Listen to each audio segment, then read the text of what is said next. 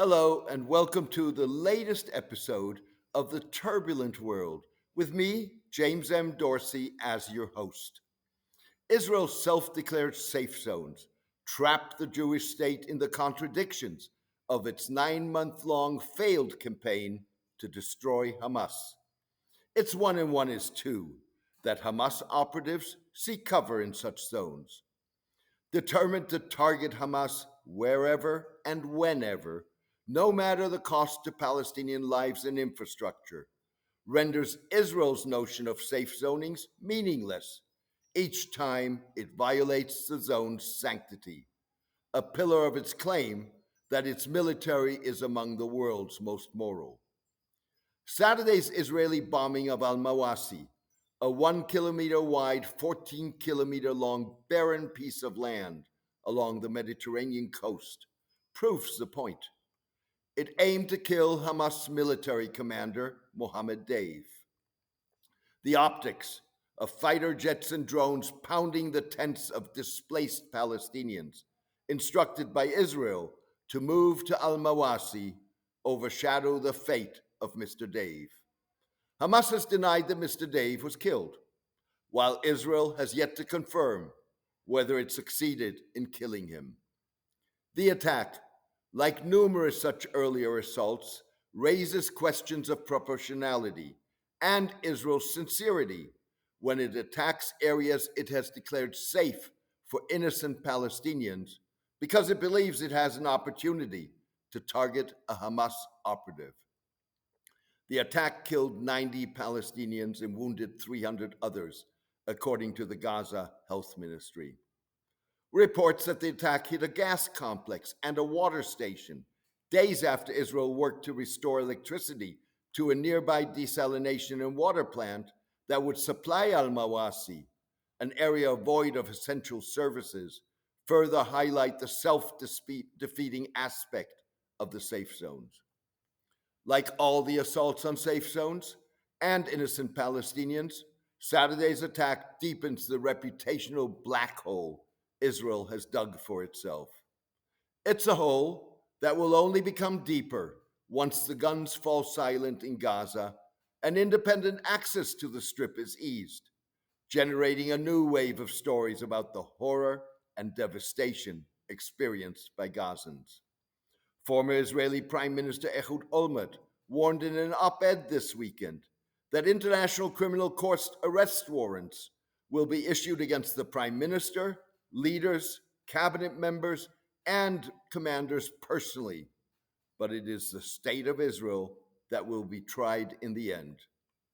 To be sure, Hamas too will not emerge from those stories untainted. The court's chief prosecutor, Karim Khan, has asked for arrest warrants not only for Mr. Netanyahu and his defense minister, Yoav Gallant, but also for 3 Hamas leaders, including Mr. Deif. Whether Mr. Deif, a man with near mythical status in Gaza after escaping capture and surviving several assassination attempts during and before the war, including one in 2002 when he lost an eye, was killed in the latest attack, Saturday's assault is either an opportunity to achieve a breakthrough in ongoing ceasefire talks or a serious setback that delays the inevitable. Israel sees Mr. Deif, one of its most wanted men, as a mastermind of Hamas's October 7 attack, in which some 1,200, primarily civilian Israelis and foreigners, were killed and 251 taken hostage. Israel assaulted Gaza in response. Israel imprisoned Mr. Deif in 1989. He built Hamas's military wing, the Al-Qassam Brigades, after his release. Israel accuses Mr. Deif of planning and supervising bus bombings, which killed tens of Israelis in 1996, and of involvement in the capture and killing of 3 Israeli soldiers in the mid-1990s.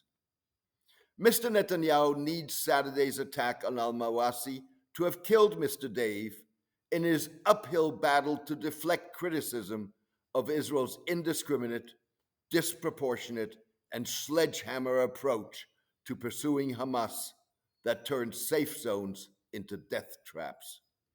Mr. Deif's death would offer Mr. Netanyahu an opportunity to declare a significant success in a war that has failed to achieve any of its goals: the military and political destruction of Hamas, the freeing of Hamas held hostages, and preventing Gaza from becoming a launching pad for Palestinian resistance to Israeli occupation. Theoretically, Mr. Deif's death could enable Mr. Netanyahu to soft pedal his insistence on a temporary rather than a permanent ceasefire so that he can resume the war once an Israeli Hamas prisoner swap has been completed. Mr. Netanyahu's insistence is the main stumbling block in indirect talks with Hamas, mediated by the United States, Qatar, and Egypt. Hamas demands that the ceasefire lead to an end of the war. More likely is that Mr. Netanyahu, irrespective of whether Mr. Deif is dead or alive, will maintain his insistence on continuing the war.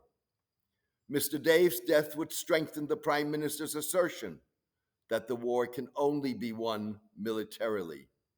Similarly, a failure to have killed Mr. Deif in Saturday's attack would reinforce Mr. Netanyahu's resolve.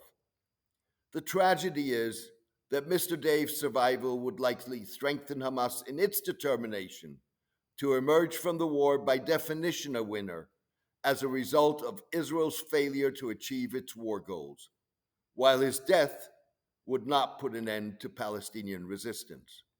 On the contrary, Mr. Deif would become one more martyr for a generation of Palestinians traumatized by the war, with no prospects and nothing more to lose, a sense likely to be reinforced when Palestinians return to the rubble that once was their home.